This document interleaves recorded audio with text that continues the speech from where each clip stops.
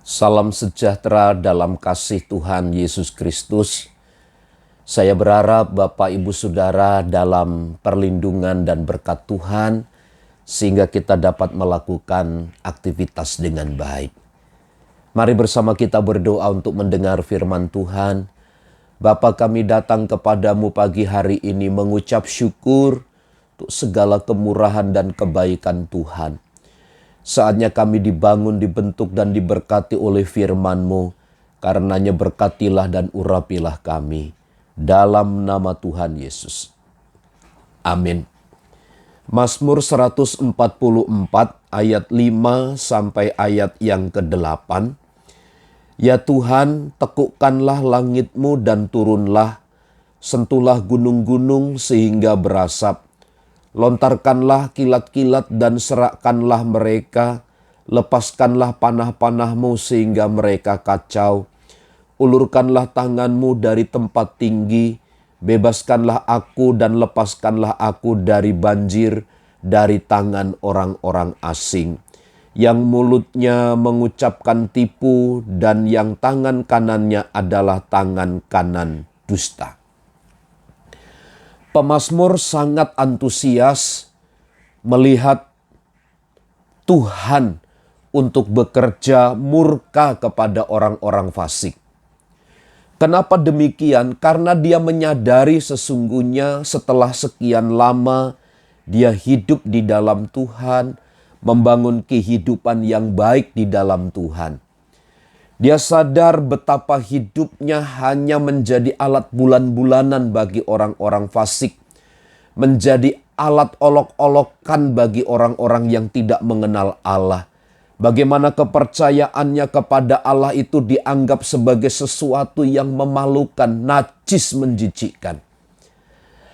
Tetapi bagi pemazmur, dia tahu persis bahwa murka itu hanya datang dari Tuhan. Dan Tuhanlah yang memberikan balasan setimpal kepada orang-orang yang demikian. Pemazmur sangat tahu betul bahwa pembalasan itu adalah haknya Tuhan. Karenanya dalam ayat 5 sampai ayat 8 dia berharap kepada Allah untuk orang-orang fasik itu diakhiri semua hidupnya.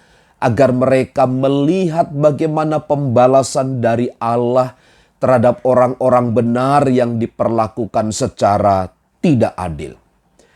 Dalam hal ini pemazmur menyadari bahwa Allah itu sebagai Allah yang membela hidupnya, sang pembela dari orang-orang benar, dari orang-orang yang takut akan Allah, dari orang-orang yang hidup seturut rencana dan kehendak Tuhan. Ketika pemazmur berkata, ya Tuhan, tekukkanlah langit-Mu dan turunlah, sentuhlah gunung-gunung sehingga berasap. Dia tahu bahwa semua yang ada di alam semesta ini adalah kepunyaan Tuhan. Dan memang akan ada masa, akan ada satu waktu di mana semua itu akan diluntukkan oleh Allah. Semua akan diruntuhkan oleh Allah, baik bumi, baik langit, baik bumi, gunung-gunung, semuanya akan diratakan sedemikian rupa pada hari kedatangannya. Lontarkanlah kilat-kilat dan serakkanlah mereka. Lepaskanlah panah-panah-Mu sehingga mereka kacau. Ulurkanlah tangan-Mu dari tempat tinggi. Bebaskanlah aku dan lepaskanlah aku dari banjir, dari tangan orang-orang asing. Dia sedang menyerahkan seluruh hidupnya kepada Allah. Dan Allah sebagai hakim yang adil itu akan bersikap adil kepada orang-orang yang berlaku benar. Karenanya Bapak Ibu Saudara menjadi hal penting untuk kita menjadi perhatian bagi hidup kita. Bahwa meskipun di sekitar kita ada perilaku-perilaku fasik, perilaku-perilaku orang yang tidak benar, yang mungkin senantiasa menyudutkan, menyakitkan kita sebagai orang-orang percaya, ingatlah bahwa Tuhanlah pembela kita. Kita tidak perlu mempergunakan tangan kita untuk membalas mereka. Tetapi pembalasan itu adalah haknya Tuhan. Karenanya Bapak Ibu Saudara ayat 8, yang mulutnya mengucapkan tipu dan tangan kanannya adalah tangan kanan dusta. Bagaimana Allah akan berlaku adil kepada umatnya, karena umatnya selalu diperlakukan semena-mena. Karenanya Bapak Ibu Saudara, dunia ini adalah tempat tinggal kita sementara. Tempat tinggal kita adalah dari sorga dan kesanalah kita akan kembali.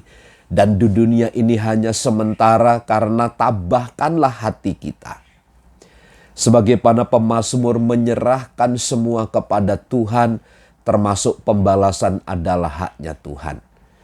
Karenanya tugas kita adalah tinggal di dalam kebenaran, dan kebenaran itu yang akan memampukan kita. Selamat pagi, selamat beraktivitas, Tuhan Yesus memberkati. Amin.